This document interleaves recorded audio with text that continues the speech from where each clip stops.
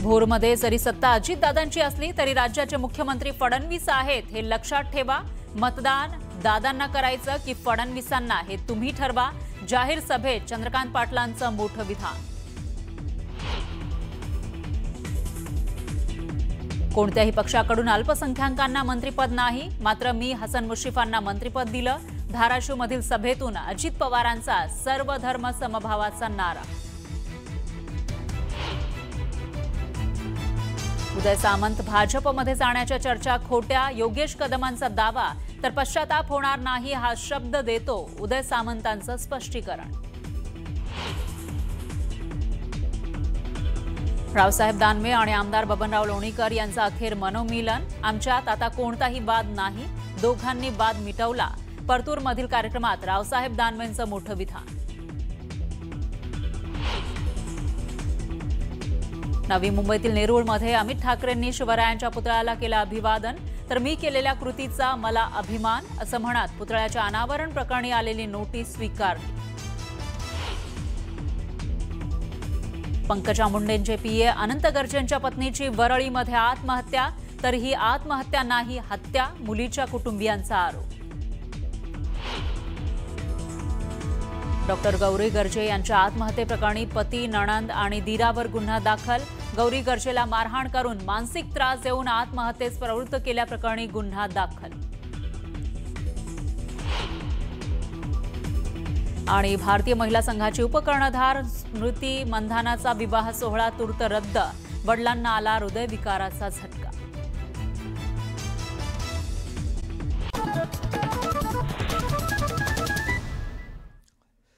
आता ब्रेकनंतर इतरही घडामोडी। भोरमध्ये सत्ता जरी अजित पवारांची असली तरी राज्याचे मुख्यमंत्री भाजपचे देवेंद्र फडणवीस आहेत हे लक्षात ठेवावं। अजित पवार उपमुख्यमंत्री आहेत पण देवेंद्र फडणवीस मुख्यमंत्री, त्यामुळे भोरच्या जनतेने कोणाच्या पाठीमागे जायचं हे ठरवावं असं वक्तव्य चंद्रकांत पाटलांनी केलं। राज्याच्या मंत्रिमंडळात सर्व धर्माच्या लोकांचा सहभाग आहे। कोणत्याही पक्षाकडून अल्पसंख्याकांना मंत्रिपद नाही, मात्र आपण मुश्रीफांना मंत्रिपद दिलं असं मोठं विधान अजित पवारांनी केलं। त्याचबरोबर अजित पवारांनी सर्व जातीच्या मंत्र्यांची नावच भर सभेत वाचून दाखवली आणि त्यामुळे अजित पवारांनी आता सर्व धर्म समभावाचा नारा दिल्याची चर्चा जोर धरू लागली आहे। जालन्यात एकाच पक्षात असलेल्या मात्र एकमेकांचे कट्टर विरोधक असलेल्या दोन मोठ्या नेत्यांमध्ये अखेर दिलजमाई झाली। भाजप आमदार बबनराव लोणीकर आणि रावसाहेब दानवे यांचं मनोमिलन झालं असून परतूर इथे आयोजित कार्यक्रमात दानवेंनी हजेरी लावली आणि यावेळी दानवेंनी लोणीकरांची स्तुती करत चांगली फटकेबाजी केली। अहिल्यानगरच्या राहता तालुक्यात बिबट्याचा मुक्त संचार सुरू आहे। साकुरी गावातील शेतात मुक्त संचार करणारा बिबट्या मोबाईल कॅमेऱ्यात कैद झाला। बिबट्याच्या मुक्त संचारामुळे ग्रामस्थांमध्ये दहशतीचं वातावरण निर्माण झालंय, तर वनविभागाने या बिबट्याचा बंदोबस्त करावा अशी मागणी नागरिक करतात। टीईटी परीक्षेसाठी वेळेत न पोहोचल्यानं परीक्षार्थींना प्रवेश नाकारलाय। रिपोर्टिंग टायमिंगच्या 10 मिनिटं आधी येऊनही प्रवेश नाकारल्याचा आरोप विद्यार्थ्यांनी केला। या प्रकारामुळे अनेक विद्यार्थ्यांना परीक्षेपासून वंचित राहावं लागलं। भारताची आघाडीची महिला क्रिकेटपटू स्मृती मंधाना हिचा विवाह सोहळा सांगलीत संपन्न होणार होता, मात्र या लग्न सोहळ्यापूर्वी स्मृती मंधाना हिच्या वडिलांची प्रकृती बिघडल्याची माहिती समोर आली। त्यामुळे स्मृती मंधाना हिच्या वडिलांना तातडीने सांगलीतील खासगी रुग्णालयात उपचारासाठी दाखल करण्यात आलं असून हा विवाह सोहळा पुढे ढकलण्यात आला।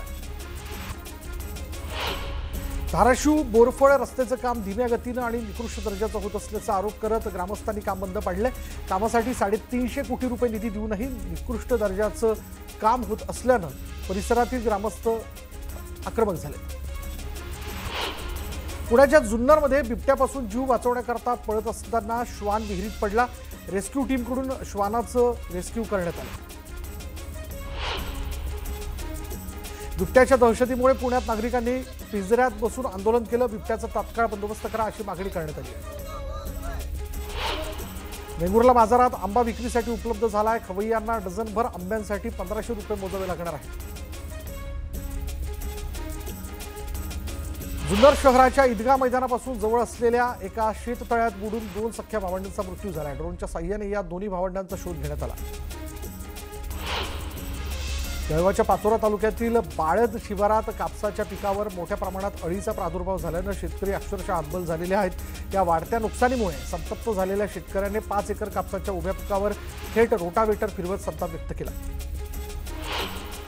खासदार निलेश लंके यांनी छत्रपती शिवरायांच्या किल्ल्यावर स्वच्छता आणि संवर्धन मोहीम राबवण्याचा संकल्प केला आहे। किल्ले शिवनेरी, धर्मवीरगड, रायरेश्वर, रामशेज, तिकोना, प्रतापगड या किल्ल्यांवर लंके यांच्या नेतृत्वात स्वच्छता आणि संवर्धन मोहीम राबवण्यात आली। गोंदिया प्रशासकीय इमारत परिसरात विशेषतः वाहनं उभी करण्याच्या जागेत कचऱ्याचं साम्राज्य निर्माण झाले, मात्र अधिकारी आणि कर्मचारी याकडे संपूर्णपणे दुर्लक्ष करत असल्याचा आरोप नागरिकांकडून केला जातो। बीडच्या वडवणी तालुक्यातील लवूळ या गावामध्ये ऊस उत्पादक शेतकऱ्यांनी रस्त्यावर टायर पेटवून जिल्ह्यातील कारखानदारांचा निषेध केला। ऊसाला 3,500 रुपयांपेक्षा अधिक भाव जाहीर करण्याची मागणी ऊस उत्पादक शेतकऱ्यांकडून केली जाते। यावेळी शेतकऱ्यांकडून कारखानदारांच्या विरोधात जोरदार घोषणाबाजी करण्यात आली। पुणे नाशिक राष्ट्रीय महामार्गावर भीषण वाहतूक कोंडी झाल्याचं पाहायला मिळालं। बोटा ते घारगाव दरम्यान सकाळपासून वाहतूक ठप्प आहे। सिमेंट कॉन्क्रिटीकरणाचं काम सुरू असल्यानं केवळ एकाच लेनवरनं वाहतूक सुरू आहे।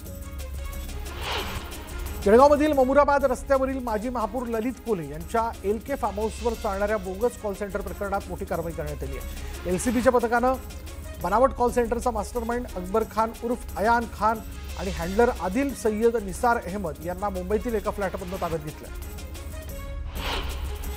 छत्रपती संभाजीनगर शहरातील छत्रपती शिवाजी महाराज पुराण वस्तू संग्रहालयाला वाळवी लागल्याची बातमी न्यूज 18 लोकमतला दाखवली होती। त्यानंतर अनेक राजकीय संघटनांनी पुढे येत त्याची दुरुस्ती आणि देखभाल करण्याची मागणी केली। या पार्श्वभूमीवर सामाजिक संघटना आणि तरुणींनी एकत्र येत या वस्तू संग्रहालयाच्या आवाराची साफसफाई केली। साईबाबांच्या दरबारात विदेशी भाविकांची संख्या मोठ्या प्रमाणात वाढताना दिसते। जर्मनी, कॅनडा आणि यूके इथून आलेल्या 42 भाविकांनी एकत्रित दर्शन घेत आरतीचाही लाभ घेतला। या सर्व भाविकांनी साईंचं नामस्मरण केलं। संस्थानचे मुख्य कार्यकारी अधिकारी गोरक्ष गाडीलकर यांनी सर्व भाविकांचा सत्कार केला। मुंबई नाशिक महामार्गावरील आडगावजवळ चारचाकी वाहनाचा भीषण अपघात झाला। या अपघातात दोघांचा मृत्यू झाला असून एक जण गंभीर जखमी आहे। भरधाव कार संरक्षण भिंतीला धडकल्यानं हा अपघात झाला। पुण्यात बनावट दारू साठा जप्त करण्यात आलेला आहे। राज्य उत्पादन शुल्क विभागाने धडक कारवाई करत दारूची तस्करी करणाऱ्या 8 जणांना अटक केली आहे। कोल्हापुरात टीईटी पेपर फोडण्याच्या तयारीत असणाऱ्या टोळीचा पर्दाफाश झाला। मुरगुड पोलीस आणि स्थानिक गुन्हे अन्वेषणच्या पथकानं 9 जणांना ताब्यात घेतलंय। सदरच्या टोळीची व्याप्ती फार मोठी असण्याची शक्यता असून मुरगुड पोलीस या घटनेचा तपास करतात। टीईटीचा पेपर 3 लाखांना विकण्याचा प्रयत्न करण्यात आलेला आहे। 8 जणांवर मुरगुड पोलीस ठाण्यामध्ये गुन्हा दाखल करण्यात आला आहे। 16 लाखांचा मुद्देमाल पोलिसांकडून जप्त करण्यात आला आहे। सोनगे गावातील फर्निचर दुकानात हा व्यवहार सुरू होता। आता क्षणाची मोठी बातमी आपण बघतोय। टीईटीचा पेपर 3 लाखांना विकण्याचा प्रयत्न केला जात होता। याबद्दल आता 8 जणांवर मुरगुड पोलीस ठाण्यामध्ये गुन्हा दाखल करण्यात आला आहे। 16 लाखांचा मुद्देमाल पोलिसांकडून जप्त करण्यात आल्याचं कळतंय आणि सोनगे गावातल्या फर्निचर दुकानात हा सगळा व्यवहार सुरू होता।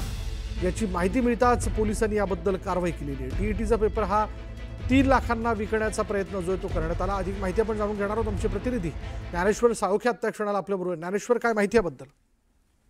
कोल्हापूरमध्ये टीईटीचा पेपर फोडण्याचा प्रयत्न झाला, मात्र प्रशासनाच्या आणि पोलिसांच्या या सतर्कतेमुळे हा सगळा प्रकार आहे तो आता टळला गेल्याचं पाहायला मिळते। खरं तर आज राज्यभरात टीईटीची परीक्षा होत होती आणि या परीक्षेच्या दरम्यान कोणताही गैरप्रकार होऊ नये म्हणून जिल्हा प्रशासन अलर्ट मोडवरती होतं आणि असंच असताना काल रात्री एका ठिकाणी आहे ते टीईटीचा पेपर फोडण्यासाठी काही मंडळी जमल्याचे आहे ते पोलिसांना माहिती मिळाली। त्यानुसार सोनगे इथल्या फर्निचर दुकानावरती पोलिसांनी छापा टाकला। त्यावेळी या ठिकाणी काही संशयास्पद आहे ते पोलिसांना आढळून आले। त्यानुसार पोलिसांनी अधिक चौकशी केली असता हे सगळे प्रकार आहे तो टीईटीचा पेपर फोडण्यासाठी एकत्र जमल्याचं दिसून आलं आणि त्यामध्ये प्रिंटर, कॉम्प्युटर असं यासह जवळपास 16 लाखाचा मुद्देमाल आहे ते पोलिसांनी जप्त केलेले। साधारण 3 लाखाला हा पेपर आहे तो विकत दिला असल्याची माहिती आहे ती या पोलीस तपासामध्ये पुढे आल्या। त्यासोबतच काही उमेदवारांची प्रमाणपत्र घेऊन त्यांना प्रश्नपत्रिका दिली होती। मूळ प्रमाणपत्र त्यांच्या ताब्यात ठेवून घेतली होती आणि परीक्षा पास झाल्यानंतर ही प्रमाणपत्र आहे ती त्यांना वितरित करण्यात येणार होती।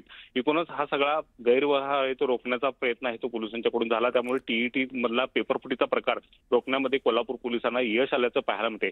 याची आता अधिक व्याप्ती आहे ती वाढण्याची शक्यता आहे। त्यांना पेपर कुणी पुरवला, कुणाकडून पुरवला गेला आणि ते कुणाकुणाला संपर्कात होते, कुणाला ते पेपर दिला गेला याची माहिती आता पोलीस घेताना पाहायला मिळते। यावरून आता जवळपास 8 जणांना अटक करण्यात आली आहे तर 10 जणांना ताब्यात घेऊन त्यांची चौकशी पोलिसांनी सुरू केलेली आहे। या प्रकरणात आता मुख्य सूत्रधार हाती लागतो का हे पाहणं आता महत्त्वाचं असणार आहे। धन्यवाद ज्ञानेश्वर या सगळ्या तपशिलाबद्दल।